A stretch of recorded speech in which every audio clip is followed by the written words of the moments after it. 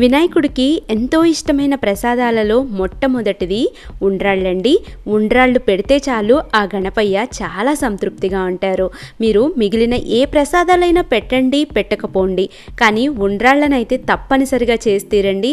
అది కూడా బియ్యం రవ్వతోటి చాలా బాగా వస్తాయి. అలాగే బిగినర్స్ నుంచి బ్యాచిలర్స్ దాకా ఎవరైనా కూడా ఈ రెసిపీని తయారు చేసుకోవచ్చు. Hi friends, welcome to crazy recipes. నేను మీ మాదిరిని. ఇవాళ మనం ఉండ్రాళ్ళని ఎలా తయారు చేసుకోవాలో చూద్దాము. ముందుగా ఇక్కడ మనం పచ్చిశనగపప్పుని తీసుకోవాలి, లేదా ఈ ప్లేస్లో మీరు పెసరపప్పునైనా తీసుకోవచ్చండి. ఈ పచ్చిశనగపప్పులో మనం పండగ హడావిడిలో ఉంటాం కాబట్టి చాలా పనులు తొందరగా అయిపోతే బాగుండు అనుకుంటాము.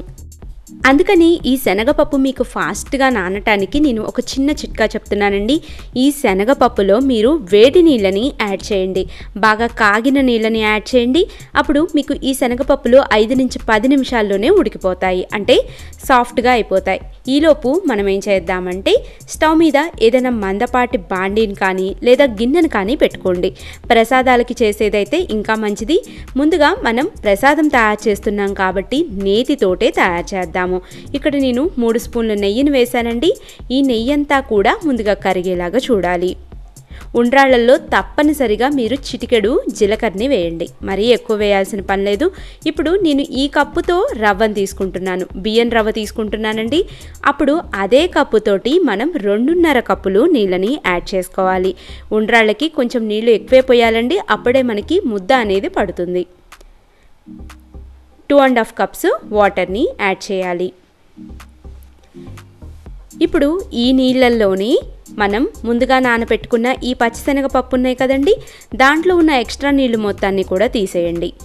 తీసేసి శనగపప్పు వరకు వేసుకోండి. చూసారా, ఇక్కడ నేను 5 నుంచి 10 నిమిషాల లోపే నానబెట్టానండి. అయినా కూడా ఎంత బాగా నానాయో చూడండి. ఇలాగా బుడగలు వస్తుంటే, అంటే రోల్ బాయిలింగ్ అవుతున్న టైంలో దీంట్లోకి ఒక 1/2 స్పూను ఉప్పుని యాడ్ చేసుకోండి. నేనైతే కళ్ళుప్పు వేస్తున్నాను, మీరు కావాలంటే సాల్ట్నైనా వేసుకోవచ్చు.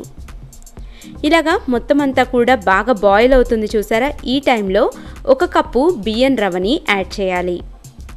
బియ్యం రవ్వ మీకు ఏ కిరాణా షాప్స్లో అయినా దొరుకుతుందండి. ఇలాగా మొత్తం అంతా కూడా బాగా కలిసేలాగా కలిపేసుకోవాలి. చాలా తొందరగా అయిపోయే ప్రసాదం అండి ఇది. ఇలాగా మొత్తం అంతా కూడా బాగా కలిసిపోయింది కదా. ఇప్పుడు దీని మీద మనం మూత పెట్టేసి లో ఆర్ మీడియం ఫ్లేమ్లోనే ఉడకనివ్వాలి. 7 నుంచి 8 నిమిషాల పాటు ఉడికితే సరిపోతుందండి. ఇలాగా 7-8 నిమిషాల పాటు ఉడికాక ఇలాగ మనం చూసుకుంటే మొత్తం అంతా కూడా బాగా ఉడికిపోతుంది. ఇప్పుడు వెంటనే స్టవ్ ఆఫ్ చేసేయాలి. స్టవ్ ఆఫ్ చేసేసి దీని మొత్తాన్ని కూడా వేరొక ప్లేట్లోకి తీసుకొని పక్కన పెట్టుకోవాలి. ఉండ్రాళ్ళని పూర్తిగా చల్లారాక చేయకూడదండి. ఇలాగ చేతులకి కొంచెం తడి చేసుకోండి, నీళ్ల తడినే చేసుకోండి, నెయ్యి రాసుకోకూడదు. మీరు లేకపోతే ఈ ఆవిరి అనేది చేతులు పట్టలేరు. ఇలాగా నీళ్ల తడి చేసుకొని వేడిగా ఉన్నప్పుడే మనం వీటిని రౌండ్ బాల్స్ లాగా తయారు చేసుకోవాలి. అప్పుడే మనకి పర్ఫెక్ట్ షేప్ వస్తుందండి. అలాగే ఉండ్రాళ్ళు కూడా తయారవుతాయి. ఇదే ప్రాసెస్లో మిగిలిన అన్ని ఉండ్రాళ్ళని తయారు చేసుకుందాము. నైవేద్యానికి 11 ఉండ్రాళ్ళు పెడితే చాలా మంచిదండి. లేదా 5 కానీ 9 కానీ 11 కానీ ఇలాగ పెట్టుకుంటారండి. మీ వీలుని బట్టి, మీ ఇంటి సాంప్రదాయాన్ని బట్టి మీరు ఆ లెంకని, అంటే ఆ అంకెని మీరు సెట్ చేసుకోండి. చూసారా, ఇలాగ రౌండ్ బాల్స్ లాగా మొత్తాన్ని కూడా తయారు చేసుకోవాలి. చాలా ఈజీ అండి ఈ ప్రసాదం చేయటం. అలాగే అందరూ కూడా తయారు చేసుకోగలిగిన ఈజీ ప్రసాదం. ఇప్పుడు ఇలాగ మొత్తం బాల్స్ కూడా మనకి రెడీ అయిపోయాక దీన్ని మనం నైవేద్యంగా పెట్టేటప్పుడు ఒక చిన్న బెల్లం ముక్కను పెట్టండి.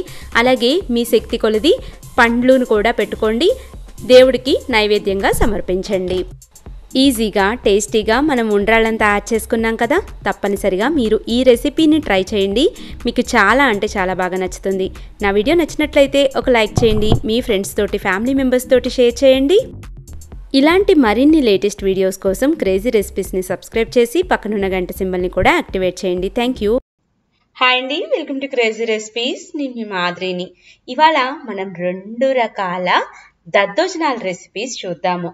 అది కూడా బియ్యం అనేది అస్సలకి వాడకుండా. ఎన్ని వంటలున్నా కానీ చక్కగా చివరిగా అంత ముద్ద దద్దోజనం తింటే ఆ రుచే వేరు కదండి. దాదాపుగా నేనైతే ఇంట్లో వారానికి ఒక్కసారైనా ఇలా తయారు చేసుకొని తింటాము. అంత బాగుంటుంది ఈ దద్దోజనం. ఇవాళ ఫస్ట్ మనం అటుకులతోటి దద్దోజనం చేసుకుందాము. ముందుగా ఒక కప్పు మందపాటి అటుకులు, ముడి అటుకులు అంటారండి వీటిని. ఒక కప్పు అటుకుల్ని తీసుకుందాము. అటుకుల్లో చాలా ఎక్కువ దుమ్ము ఉంటుందండి. దీంట్లోకి వాటర్ని యాడ్ చేసుకొని 1కి 2 సార్లు శుభ్రంగా కడుక్కోవాలి. కడుక్కున్న తర్వాత మళ్ళీ ఇంకొకసారి వాటర్ యాడ్ చేసుకొని మళ్ళీ కడిగేసి ఎక్స్ట్రాగా ఉన్న వాటర్ మొత్తాన్ని పారబోసేయండి. చూడండి, ఇలాగా నీళ్ళన్నీ పారపోసాక మనకి అటుకులు ఈ విధంగా ఉంటాయి. ఇప్పుడు మనం ఏ కప్పుతో అయితే అటుకుల్ని తీసుకుంటామో అదే కప్పుతోటి 1.5 కప్పు పెరుగుని తీసుకోవాలండి. పెరుగు ఫ్రెష్ పెరుగు అయి ఉండాలి. అప్పుడే ఈ దద్దోజనం రుచి చాలా బాగుంటుంది. పెరుగు మొత్తాన్ని కూడా వీడియోలో చూపిస్తున్నట్టుగా చక్కగా బీట్ చేసుకోండి. ఇలా బీట్ చేయటం వల్ల ఉండలనేవి అస్సలకి ఉండవు. అటుకుల్లో కూడా చాలా ఈజీగా కలిసిపోతుంది. ఇలాగా అటుకులు మొత్తంలో కూడా ఈ పెరుగును వేసుకొని ఇంకొకసారి మొత్తం అంతా కూడా బాగా మిక్స్ అయ్యేలాగా మిక్స్ చేసుకోవాలి. చూడండి, ఈ విధంగా కలుపుకుంటే సరిపోతుంది. మొత్తం అంతా కూడా బాగా కలుస్తుంది. దాని మీద మూత పెట్టేసి ఒక పక్కన పెట్టండి. ఈలోపు పెరుగు అటుకుల్ని చక్కగా పీల్చుకుంటుంది. ఈలోపు దద్దోజనంలోకి మనం పోపును వేసుకుందాము. దానికోసమని ఒక 3 స్పూన్ల నూనెని వేడి చేసుకుందాము. దీంట్లోకి మినప్పప్పు, ఆవాలు, జీలకర్ర, అలాగే పచ్చిశనగపప్పు వీటన్నిటినీ కూడా వేసుకొని దోరగా వేగేలాగా వేయించుకోవాలండి. పోపులోనే అసలైన రుచి ఉంటుంది. పులిహోరకి కానీ దద్దోజనానికి కానీ ఎలాగైతే పోపు పెడతామో దాని రుచి మొత్తాన్ని కూడా ఇదే రిప్రజెంట్ చేస్తుంది అన్నమాట. ఒక్కసారి నేను చెప్తున్నట్టుగా ఇలాగ సింపుల్గా తయారు చేసి చూడండి. ఇంట్లో అందరికీ నచ్చి తీరాల్సిందే. అలాగే ఒక చిటికెడు ఇంగువని కూడా వేయండి. చాలా మంది ఇంగువను వేయరు. ఇంగువ వేయటం వల్ల అనేక రకాల ఆరోగ్య ప్రయోజనాలు ఉన్నాయి. అలాగే సువాసన కూడా చాలా బాగుంటుంది. అలాగే ఒక ఎండుమిరపకాయి, 10 నుంచి 15 జీడిపప్పు ముక్కల్ని కూడా వేసుకోండి. అలాగే చిన్న ముక్కలుగా తరిగిన 1 స్పూను అల్లాన్ని కూడా యాడ్ చేయండి. అలాగే చిన్న ముక్కలుగా తరిగిన ఒక 2 పచ్చిమిరపకాయల్ని, ఫ్రెష్గా తీసుకొచ్చిన ఒక 2 రెమ్మల కరివేపాకును కూడా వేసుకుందాము. పోపు ఇలా పెట్టి చూడండి. ఈసారి దద్దోజనానికి రుచి అద్భుతంగా వస్తుంది. పోపు అంతా కూడా మాడిపోకూడదండి. దూరగా వేగేలాగే వేయించండి. అప్పుడే రుచిగా ఉంటుంది. కొంచెం సేపు ఏ పని పెట్టుకోకుండా స్టవ్ దగ్గరే ఉండండి. చివరిగా ఒక 2 ఉప్పు మిరపకాయలండి. వీటిని ఊర మిరపకాయలని కూడా అంటారు. ఈ ఉప్పు మిరపకాయలు వేసి వేయించండి. అసలు దద్దోజనంలోకి అయితే ఉప్పు మిరపకాయ కొరుకొని తింటే చాలా బాగుంటుంది. మనం పోపు వేసుకొని వచ్చే లోపే అటుకులన్నీ కూడా పెరుగుని చూడండి ఎంత చక్కగా పీల్చుకున్నాయో. చక్కగా గట్టిగా అయిపోయింది కూడా. మీకు అవసరమైతే ఇంకొక గెరిటెడు పెరుగుని వేసి కలుపుకోండి. కన్సిస్టెన్సీ అడ్జస్ట్ అవుతుంది. చూడండి ఎంత మెత్తగా మనకి నానిపోయిందో. ఇప్పుడు దీంట్లోకి అసలైన రుచి కోసం ఇక్కడ నేను ఒక దానిమ్మకాయ, చిన్న దానిమ్మకాయని తీసుకున్నానండి. ఇలాగా మనం గింజలు మొత్తాన్ని కూడా యాడ్ చేసుకుందాము. అలాగే ఇదంతా కూడా దీంట్లోకి బాగా మిక్స్ అయ్యేలాగా మిక్స్ చేసుకోవాలి. అలాగే ముందుగా మనం పెట్టుకున్న ఈ పోపు ఉంది కదండి, ఆ పోపు మొత్తాన్ని కూడా వేసుకొని అంతా కూడా బాగా మిక్స్ అయ్యేలాగా మిక్స్ చేసుకోవటమే. ఎంత సింపుల్లో చూసారా అండి. ఇప్పుడు దాకా మనం ఉప్పును వేయలేదు దద్దోజనంలోకి ఎక్కడా కూడా. మీరు దీని మొత్తానికి సరిపడా 1 స్పూన్ దాకా ఉప్పును వేసి బాగా కలిసేలాగా కలపండి. పిల్లలకి లంచ్ బాక్స్ కింద కూడా పెట్టించేసేయచ్చండి. చాలా సింపుల్ అసలుకి తయారు చేయటం. టైం లేదు అనుకున్నప్పుడు ఇలా తయారు చేసుకొని తినండి. కడుపు నిండా తృప్తిగా తినచ్చు. మన ఫస్ట్ రెసిపీ వచ్చేసి అటుకుల దద్దోజనం కంప్లీట్ అయింది కదా. నెక్స్ట్ రెసిపీ వచ్చేసి సేమియా దద్దోజనాన్ని తయారు చేసుకుందాం. అరే, ఆ దద్దోజనం చేసుకున్నాం కదా, టేస్ట్ ఇది కూడా ఒకేలాగా ఉంటుందంటే మీరు పప్పులో కాలేసినట్టే. దేని రుచి అదేనండి. అసలు ఈ సేమియా దద్దోజనం కూడా సూపర్ టేస్టీగా ఉంటుంది. అనుకోకుండా గెస్ట్లు వచ్చినప్పుడు స్పెషల్గా ఇలాగ ట్విస్ట్తో తయారు చేసి పెట్టాలి. అలాగే మనం అమ్మవారికి నైవేద్యం పెట్టుకునేటప్పుడు కూడా ఒక్కొక్కసారి ఒక్కొక్క రకం దద్దోజనం చేసి పెడితే చాలా బాగుంటుంది. సేమియా దద్దోజనం తయారు చేసుకోవటానికి ముందుగా ఇక్కడ నేను వెడల్పాటి గిన్నెలోకి 1/4 వంతు నీళ్ళని మరిగేలాగా చూసుకుంటున్నాను. ఆ నీళ్ళల్లోకి 1 స్పూను నూనెను కూడా వేసానండి. అలాగే ఒక 100 గ్రాముల సేమియాని ఈ నీళ్ళల్లోకి వేసి ఒక 3 పొంగులు వచ్చేదాకా మరగనిస్తున్నాను. అంటే టైంలో చెప్పాలంటే మీకు 7 నిమిషాలు ఈ సేమియా అంతా కూడా మరిగేలాగా చూసుకోవాలి. చూడండి, అప్పుడే మనకి సేమియా అంతా కూడా చక్కగా ఉడుకుతుంది. ఇలాగా ఎందుకు ఎక్కువ నీళ్లు పోసుకోవాలి అంటే సేమియా అనేది ఒకదానికి ఒకటి అతుక్కోకుండా ముద్ద అవ్వకుండా ఉంటుందన్నమాట. చూడండి, ఇలాగ ఒక 2 పొంగుల నుంచి 4 పొంగులు వచ్చే లోపే మనకి సేమియా మొత్తం కూడా చక్కగా ఉడికిపోతుంది. మనకు కనిపిస్తూనే ఉంటుందండి. అప్పుడు స్టవ్ ఆఫ్ చేసేసి ఈ సేమియాలో ఎక్స్ట్రాగా ఉన్న వాటర్ మొత్తాన్ని కూడా తీసేసి చిల్లుల గిన్నెలోకి పోసుకోవాలి. ఇలాగా చిల్లుల గిన్నెలోకి పోసుకోండి.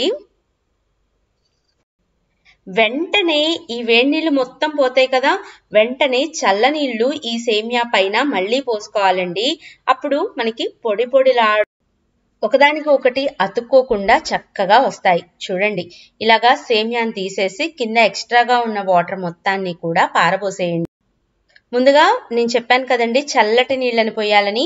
ఇలాగ వెంటనే ఒక గిన్నెడు చల్లటి నీళ్ళని పోసేయండి. ఇప్పుడు మనకి సేమియా అంతా కూడా పొడి పొడిలాడుతూ ఉంటుంది. ఇంకా మనకి ఇవన్నీ అతుక్కోవన్నమాట. ఇప్పుడు మనం అసలైన ప్రాసెస్ని తయారు చేసుకుందాము. దీనికి కూడా పోపును వేసుకుందామండి. ఒక 4 స్పూన్ల నూనెని వేడిగా అయ్యేలాగా చూసుకుందాము. సేమియా దద్దోజనంలోకి ఆవాలు జీలకర్రని వేద్దాము. అలాగే చిన్న ముక్కలుగా తరిగిన ఒక 2 పచ్చిమిరపకాయలు వేసుకుందాము. దీంట్లోకి పచ్చిశనగపప్పు అవన్నీ వేయకూడదండి. ఓన్లీ ఆవాలు జీలకర్ర మాత్రమే వేయాలి, అప్పుడే రుచిగా ఉంటుంది. అలాగే చిన్న ముక్కలుగా తరిగిన అల్లాన్ని మాత్రం కంపల్సరీ వేసుకోండి. ఇలాగా మొత్తం అంతా కూడా దోరగా వేగేలాగా వేయించుకోండి. మనం అటుకుల దద్దోజనంలోకి జీడిపప్పులను వేసాం కదండి, ఈ సేమియా దద్దోజనంలోకి జీడిపప్పులు అవసరం లేదు. పోపు వేగాక స్టవ్ ఆఫ్ చేసేయండి. అలాగే ఇంగువని కూడా వేయలేదు. అంటే మనం ఒక్కొక్క దద్దోజనానికి ఒక్కొక్క ప్రాసెస్ ఉంటుందండి. దాని ప్రకారంగా ఫాలో అయితేనే టేస్ట్ అనేది చాలా బాగుంటుంది. ముందుగా ఇక్కడ నేను ఒక 1/4 లీటర్ పెరుగుని అలాగే ఒక 1/4 లీటర్ పాలని తీసుకుంటున్నాను. నేను తీసుకున్న 100 గ్రాముల సేమియా క్వాంటిటీకి. సేమియా చాలా బాగా పెరుగుని పీల్చుకుంటుందండి, అందుకని మనకి కొంచెం ఎక్కువే పడుతుంది. అలాగే ముందుగా మనం తయారు చేసుకున్న ఈ పోపు మొత్తాన్ని కూడా దీంట్లోకి యాడ్ చేసేద్దాము. పోపు అంతా కూడా బాగా మిక్స్ అయ్యేలాగా మిక్స్ చేసుకుందాము. ఇప్పుడు దీనికి సరిపడా ఉప్పుని కూడా వేసేద్దామండి. ఇక్కడ నేను 1 స్పూన్ దాకా ఉప్పుని వేస్తున్నాను. ఉప్పంతా కూడా బాగా కలిసేలాగా కలుపుకుందాము. 2 నుంచి 3 గంటలైనా కానీ సేమియా దద్దోజనం అనేది ఈ విధంగా తయారు చేయండి. అస్సలకి గట్టి పడదు, పులుపు కూడా రాదు. ఎందుకు పులుపు రాదో చెప్పనా అండి, మనం కొంచెం అంటే కొంచెం పాలు వేసుకున్నాం కదా, ఆ పాల వలన అస్సలకి పులుపు రాదు, చిక్కబడదు కూడా సేమియా.